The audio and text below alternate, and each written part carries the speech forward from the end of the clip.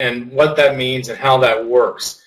First thing we have to do is realize that when we're engaging in synoptic criticism, we're engaging in two kinds of criticism. Source criticism, which endeavors to get to the written sources behind the Gospels, or that the Gospels are using, and then redaction criticism, which tries to describe how the Gospel writers use the sources.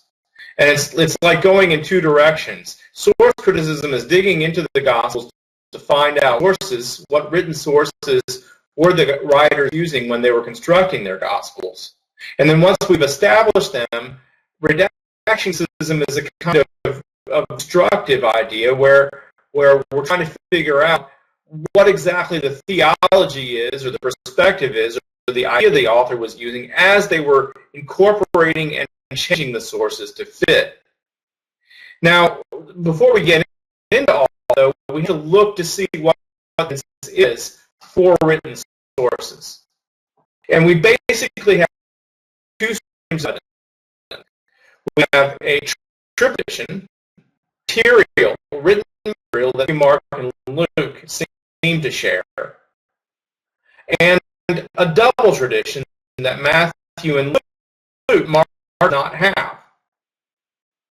Text that Matthew, Mark, and Luke share about Jesus' teachings, other things, and texts that Matthew and Luke have, like, for example, the Beatitudes, or elements of the Sermon on the Mount, or Luke's Sermon on the Plain, the Lord's Prayer, that are not in Mark. Okay, so we've got this triple tradition and the double tradition, and we need to figure out how to explain it. Well, let's look at the facts. Let's look at the statistical evidence. First, counting by verses, and remember, the versification did not come until the medieval period, but it's still handy for just understanding the relative size of the Synoptic Gospels. Mark is by far the shortest, only 661 verses, whereas Matthew and Luke have approximately 1,000 or over 1,000 verses. So Matthew and Luke are almost twice as long as Mark. Okay? Going further, what can we learn? If we analyze verse by verse what the verses are in Mark and Matthew and Luke, we see that Matthew has about 80% of Mark's verses copied, more or less, word for word. That's 118 different specific passages, pericopes. Pericope, fancy word for passage. So 118 different pericopes that Matthew seems to copy from Mark. Changes it slightly, but more or less word for word. Luke has 96 of those that he takes from Mark. So 65% of Mark is taken in Luke, whereas I'm assuming that Luke is copying them. But Luke has 5% of the same material that is in Mark, 96 pericopes. Now, that's the triple tradition. I'll come back to the minor agreement in a second. Let me explain to you. In a large number of passages, about 4,000 words, Matthew share a ton of material. Much of it is verbatim, word teachings of Jesus. Most of it is teaching material. This is known as the double tradition. Lord's Prayer, the Beatitudes, many of the parables. All of this stuff is known as the double tradition. So we have a triple tradition and we have a double tradition. Within the triple tradition, we have this thing called the minor agreements. Now, that's kind of a weird term. What it means is that Matthew and Luke both have a whole lot of Mark's stuff, but within that they're borrowing from Mark, Matthew and Luke change what is in Mark in exactly the same way. They'll add a word, they'll subtract words, they'll change words to other words, they'll correct as Greek, they'll make corrections geographically. Okay, this is really spooky.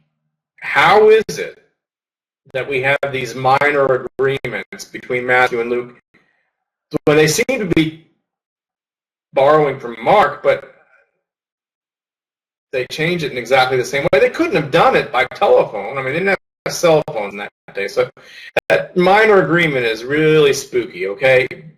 But the triple tradition is pretty clear, and so is the double tradition. You look at these facts, and you have to come up with a couple hypotheses. The first hypothesis, how do you explain the double tradition? How do you explain material that Matthew and Luke have that's not in Mark? Scholars talk about a Q source that explains the double tradition.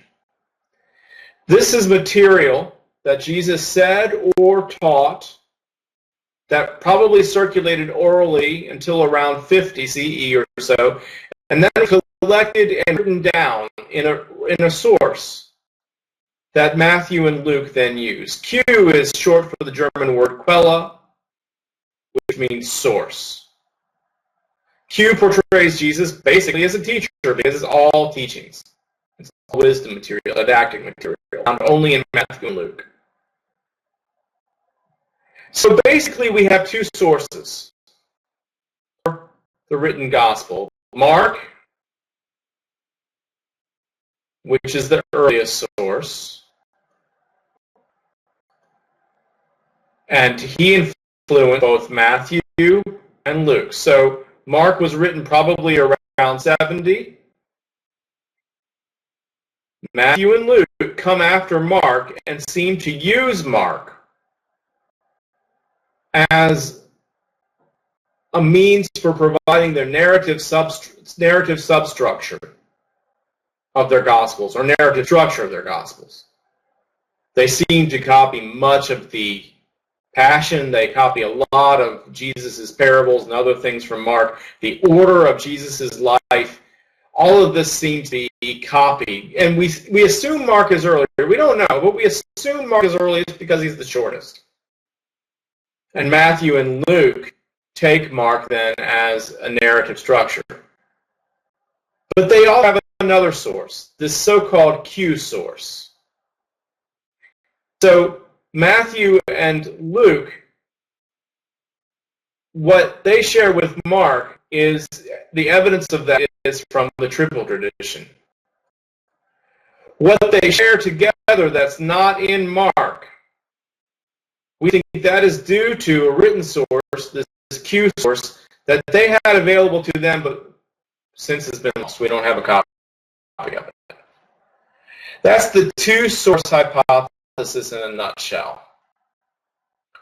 Now, you can take this two-source hypothesis and expand it. Some scholars, I think including your textbook, talk about a four-source hypothesis. I like to talk about the Q source, or the two-source hypothesis expanded.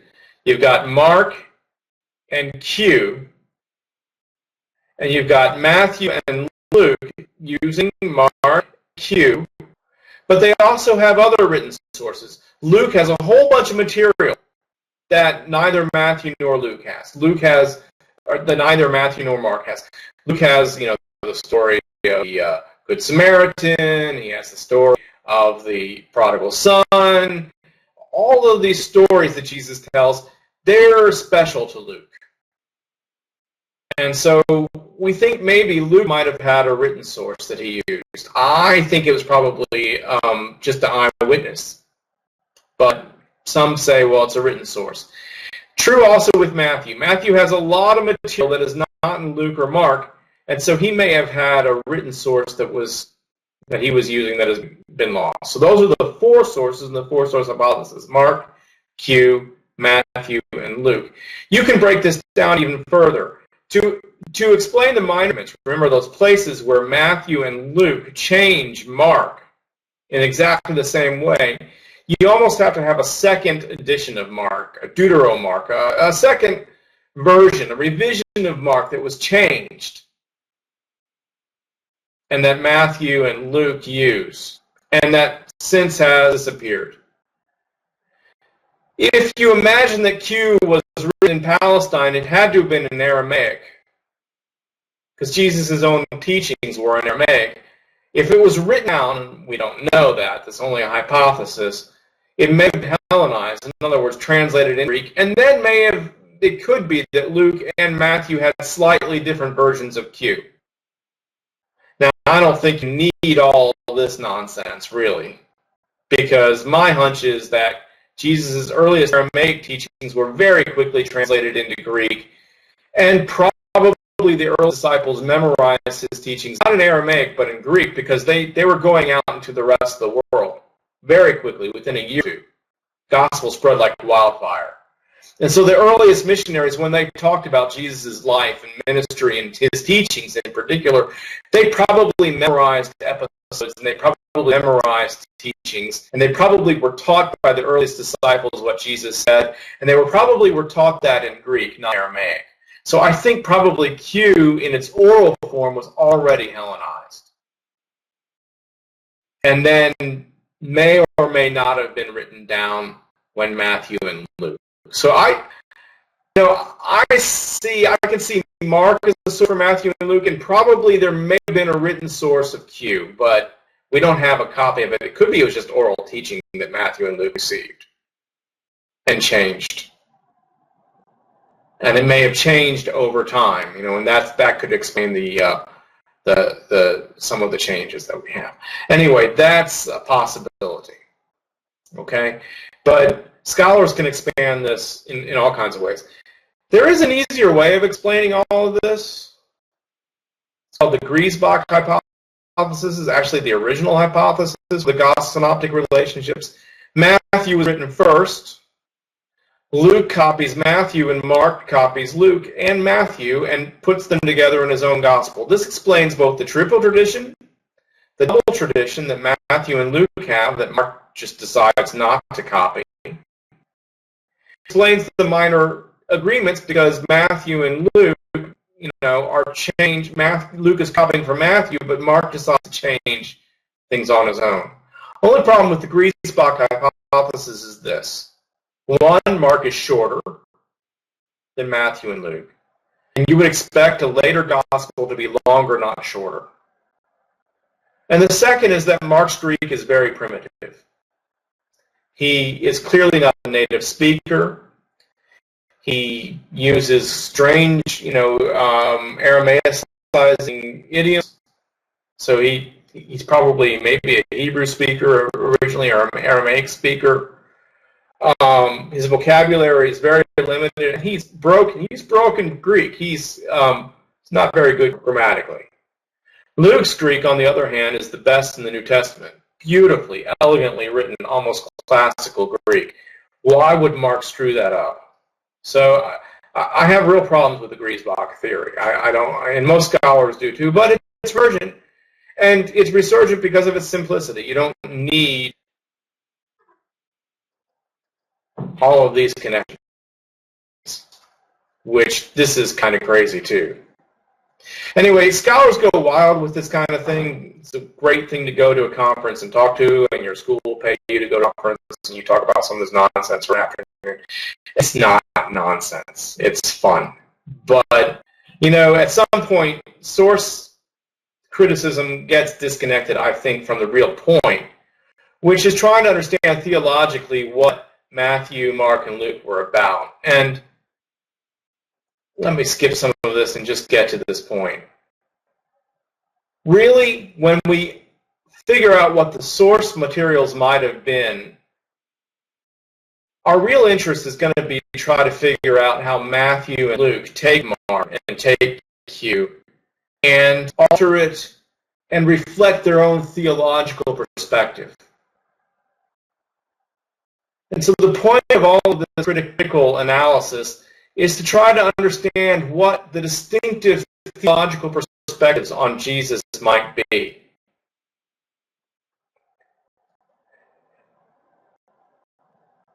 The church valued the four Gospels rather than simply having one. They could have just chosen one. There were Gospels that put it all together and took all four of these sources, the Tatian's Diatessaron, for example, put all the four Gospels into one and harmonize them.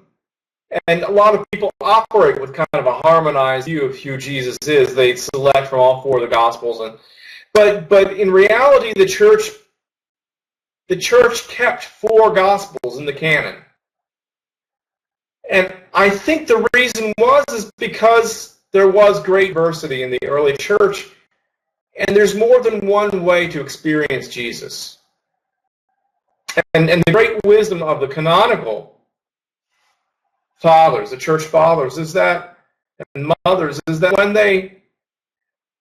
when they selected these four Gospels, they allowed us to see Jesus in four different ways, and they allowed us the realization that Jesus can come to us, we can experience Jesus in manifold ways. So this is kind of the point that I started out the lecture with, or at least the previous lecture, talking about the false choice between trying to say, oh, it's either all factually true or none of it is. No. A true canonical understanding of the Bible and of the New Testament realizes that there's more than one way to experience. There's great diversity. And so this analysis, all of this analysis, the detailed analysis, doing the source criticism, and then trying to figure out how do Matthew and Luke theologically influence the sources that they're using. How do they take those sources and shape the story and shape the portrayal of Jesus? Well, that's a very important question, because it's a question of getting at the theology and the needs of their communities when they were writing. And as we get into the next section of the class, that'll be a large part of our exploration, trying to understand how Matthew is distinctive from Mark and Luke and John. Each one has its own vision of who Jesus is and can be for us and for our communities, for them and for their communities. And source criticism and redaction criticism, those are tools that scholars can use to get at an understanding of how that works. One thing that we'll be doing also as we engage in the text is doing a lot of narrative criticism. Narrative criticism doesn't necessarily engage in all of those historical questions about sources and redaction. It just looks at the story from the point of view of the story. Tries to understand what the author implies and believes about the characters or the readers. And it studies the Gospels as literature with setting and characters and dialogue and plot. We'll be doing some of this too along the way. We won't always be looking at the historical backgrounds and trying to figure out how the author is shaping sources. We won't be using that what's called diachronic approach. We won't be looking at that historical question, but we'll be looking at the Gospels as they are, as they stand written, not trying to consider how they came into being, just as they stand, how do they tell a story, and what can we learn theologically? That's another form of learning of criticism, narrative criticism.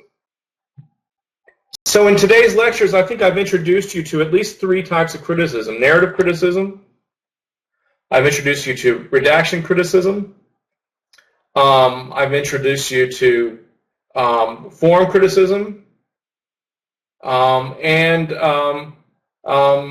source criticism. So form criticism, source criticism, redaction criticism, and narrative criticism. All of these are forms of literary criticism, by the way.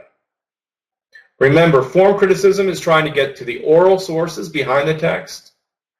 Source criticism is interested in the sources, the written sources. Redaction criticism is interested in how the authors are using those written sources.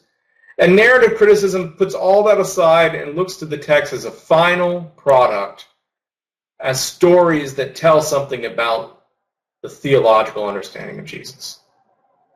Okay, well, thank you for paying attention, and if I went too fast, I guess you'll have to go back and review. But I hope this was a useful and helpful lecture for you.